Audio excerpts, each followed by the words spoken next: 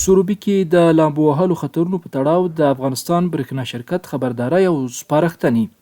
د کابل سروبي ولسوالۍ ته که شنو کروندو او باغونو طبیعي ښکلا ورکړې ده. دلته د برېښنا ملکیت اړوند د ونو باغ او د نغلو او سروبي برېښنا تولید اوبو بندونو او د کابل سیند یې ښکلا لا زیاته کړې ده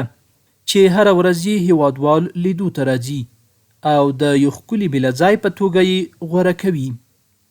د افغانستان برېښنا شرکت تولید حوزې ریاست رئیس مولوي فضل الرحمن فضلي وایي چې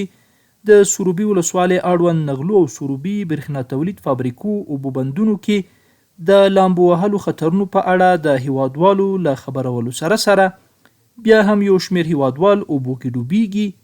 او د سیاحت او ملي شبي په غم بدلیږي. دوی د خپلو خپلوانو ډوب شوي کس جسد موندلو هڅې پیلوي چې ډیر کله یې جسد نه موندل کیږي او نه یوازې دا چې د ستونزه کورنۍ د غم په ټغر کې نه وي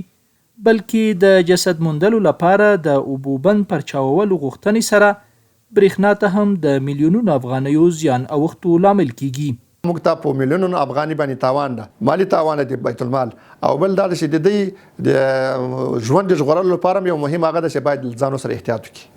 د برېښنا تولید حوزې رئیس له ټولو هیوادوالو غواړي چې سروبي ولسوالۍ میلځایونو ته د راتګ پر مهال سیند او د اوبو بندونو اړوند ټولو ساحو کې له لامبو وهلو ډډه وکړي.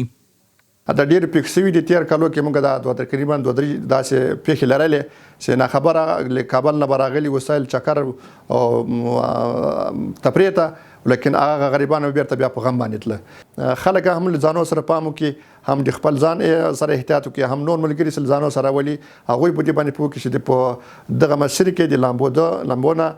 په جدي توګه سره ډډه وکړي. د افغانستان برېښنا شرکت هیواد کې د فعال اوبو بندونو اوبو مدیریت او تولیدونکو برېښنا ویش لپاره منظم پلان لري چې د لامبو وهلو پر مهال ډوبو شویو هیوادوالو جسدونو موندلو لپاره پرچاوې پر دې پلان پراخي منفي اغیزې کوي او د غم په ټغر د یوې ویرجنې کورنۍ کېناستو سربیره د برېښنا میلیونونو افغانیو عوایدو ضایع کېدو لامل هم کیږي.